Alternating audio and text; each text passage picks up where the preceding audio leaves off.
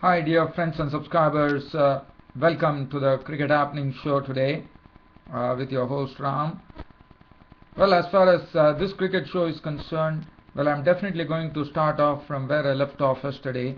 As I said, only time permitting, I would be in a position to come and cover the England pursuit of 298. In the end, Australia were the ones who actually won this match, the fifth and final one-day international, thus also bringing an end to the Australian tour of England, where Australia going off in a very, I would say in a very pleasant manner by actually winning the one-day series 2-1. As I said, that was the decider yesterday, and Australia did a splendid job. I'll talk about that, and then today, as you know, the Champions League T20 has kicked off already, but it is only the qualifying matches. Today it was the first match is already done.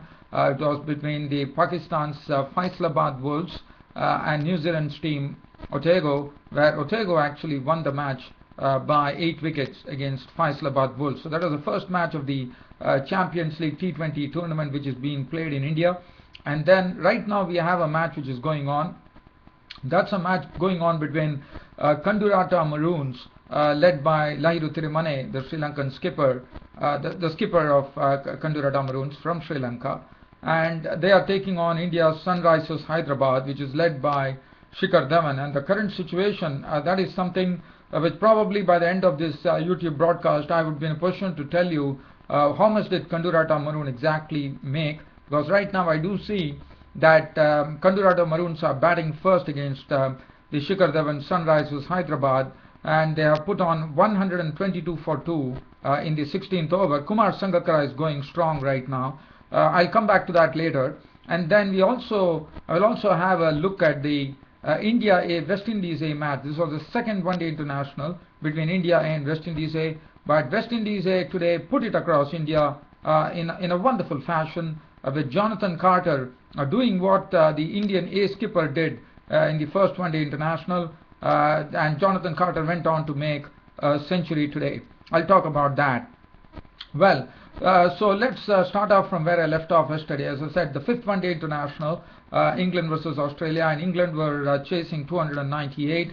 In the end, the outcome was 49-run win for Australia in the decider, which also gave them the one-day NatWest Trophy, to them 2-1. And Michael Clarke, the skipper, was named man of the series, and the man of the match, as expected, it went to Shane Watson for his brilliant century. As far as England were concerned, chasing 299 for victory, as I said, it was quite possible because the pitch was good, but they lost an early wicket in the form of Kevin Pietersen. Now, Kevin Pietersen and Michael Carberry, as you have seen, if you have seen the running between the wickets have been a very shaky. And today Kevin Pietersen was to have the rough end of the stick. The other day, in particular, the previous one-day international, we saw Michael Carberry sacrificing his wicket, getting run out, and today it was Kevin Pietersen who was run out for duck. And so it was not a good start for England, losing Kevin Pietersen pretty early. And looking at a score of 398, it was very essential that Kevin Pietersen had to stick there, but unfortunately it was not to be. Other than that, well, they got Carberry made 30 runs of 50 balls with 4 fours. Joe Root managed 21 of 36 balls with no boundaries. Morgan making 30 runs of 39 balls with 3 fours. And then suddenly there was a sort of it was not happy going for England, because England started losing wickets at regular intervals. They were 1 for 1 when Pietersen was out, then 50 for 2, 64 for 3, 68 for 4, 103 for 5. And from that time on, there was a bit of stability was brought on due to the fact that Ravi Bopara joined Josh Butler, and both of them started slowly settling down and playing their strokes, and which yielded a very good partnership of 92 runs for the 6th wicket, before Butler, after making 42 of 37 balls with 4 fours, was a victim of Faulkner. And then Bopara well, he continued his push along with Ben Stokes giving him company, but Bopara himself perished to Johnson for 62 of 66 balls with 5 fours. And in the end, Ben Stokes was there, but Ben Stokes could manage only 27 of 25 balls with 2 fours and 1 6. Jordan on his debut made 14 of 25 balls with 1 4. And finally, it was all over. But one thing that I would like to talk here, 249 all out was the final tally for England, thus losing the not only the match by a margin of 46 odd runs, 49 runs, but also losing the one-day international series 2-1 to Australia. Now, as far as the bowling figures went, one bowling figure that really stood out was Mitchell Johnson. Now, Mitchell Johnson is the good thing that has happened for Australia for quite a long time, because he has been a sort of a real prime figure, but unfortunately, if you see, Mitchell Johnson has not been able to deliver. But finally, in this particular series, I'm sure that Mitchell Johnson has returned back to his old days. The way he was bowling, the ball was coming out of his hand very nicely. Ball was swinging very well, and well, he had all those variety that he is known for, and he really made life difficult for the English batsmen. 10 overs, 1 maiden, 2 for 21. Those figures really stood out there, and that was the reason this England innings was really throttled. And then McKay 9 overs, 1 maiden, none for 54. Faulkner took all the wickets, 3 for 38 for him of 9 overs. Fawad Ahmed 7 overs, no maiden, 1 for 51. 4 overs for 25 for Adam Bogues, and Watson 9 overs went for 52 runs with a wicket to show to his name. In the meanwhile, I'll just take you to the Kandurata Maroons match, where they have just lost the wicket, and the wicket that they have lost is of Lahiru Temane, who has been clean bowled by Ishan Sharma for 54 of 39 balls with 5 fours and 2 6. We are in the 17th over now, and the score is standing at 126 for 3. Kumar Sangakkara is not out on 38 of 31 balls with 4 fours. We'll come back to that later now.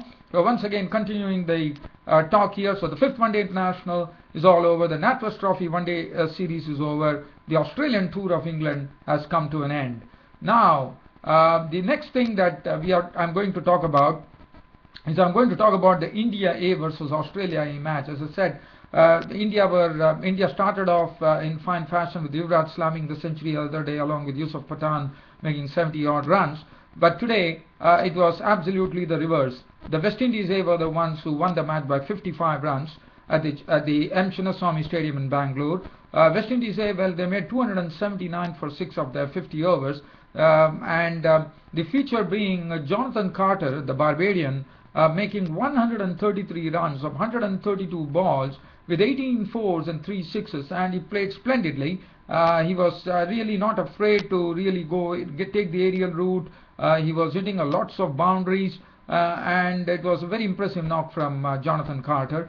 And he was absolutely overjoyed when he actually reached his century, because this is only his second first-class century, I am told. And as far as List A matches are concerned, this was his first. So he was absolutely overjoyed with this performance. And other than that, Fletcher made 15, Kevin Powell 4, Kirkwood made 36. Russell made only 12 runs of 4 deliveries with 2 sixes. Leon Johnson making 39 of 46 balls, 3 fours and 1 6, and 279 for 6 was what West Indies A ended with, which was a winning score.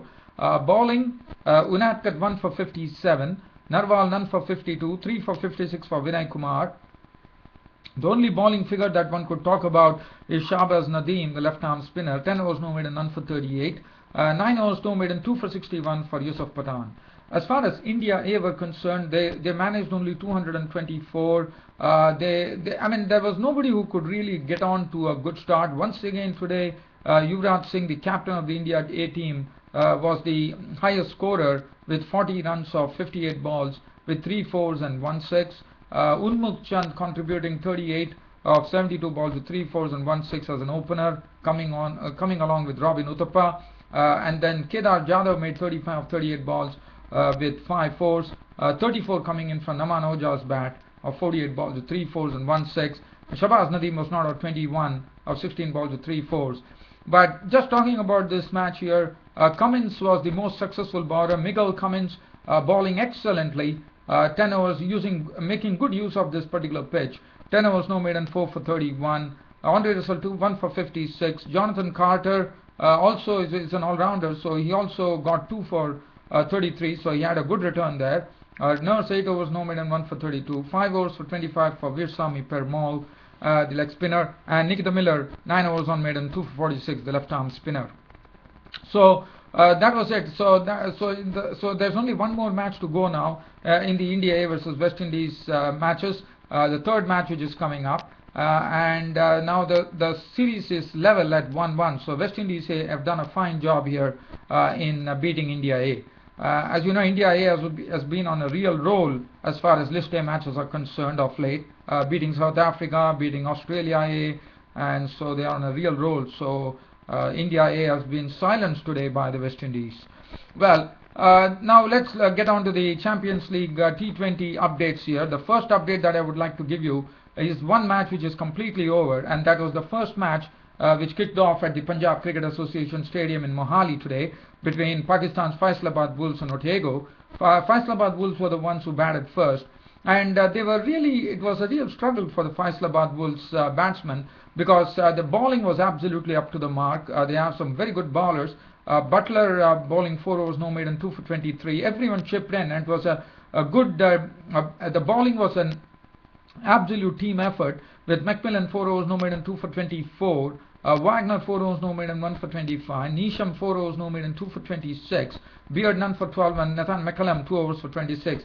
Now Nathan McCullum 2 overs for 26 got hoiked. In fact, if you look at the highest scorer in the Faisalabad Wolves innings, it was the Pakistan captain Misbah-ul Haq, and the captain of Faisalabad Wolves, making 46 of 34 balls with 4 fours and 3 sixes, and all the 3 sixes were hit off the bowling of Nathan McCullum. Other than that, there were 27 coming in from Khurram Shahzad of 36 balls with 3 fours.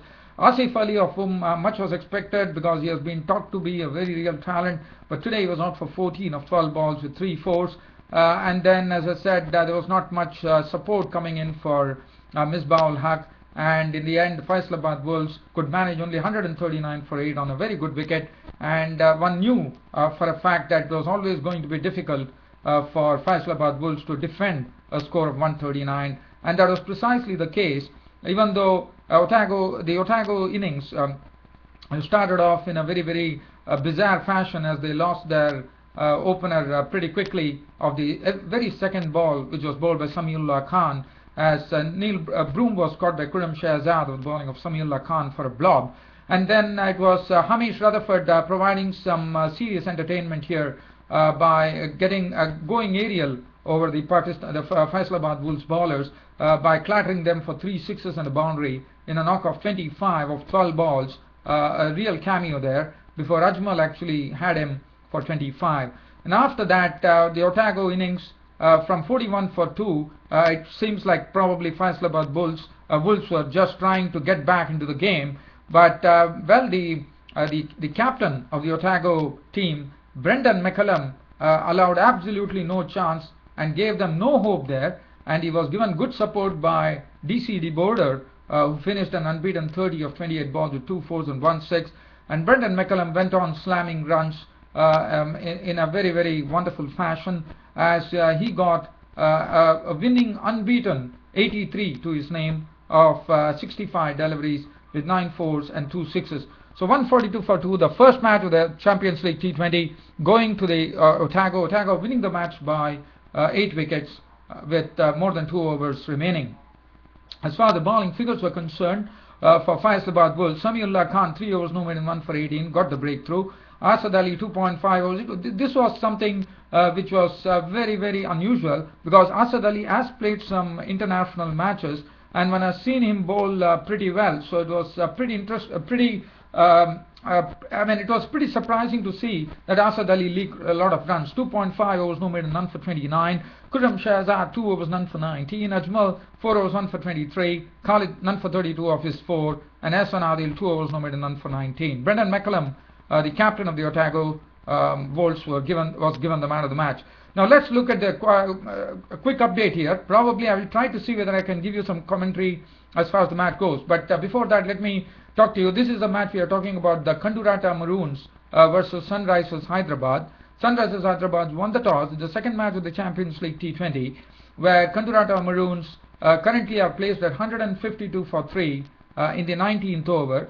Upul Tharanga looked pretty good in his stroke making. In fact, if you look at his knock, it was in a score of 25.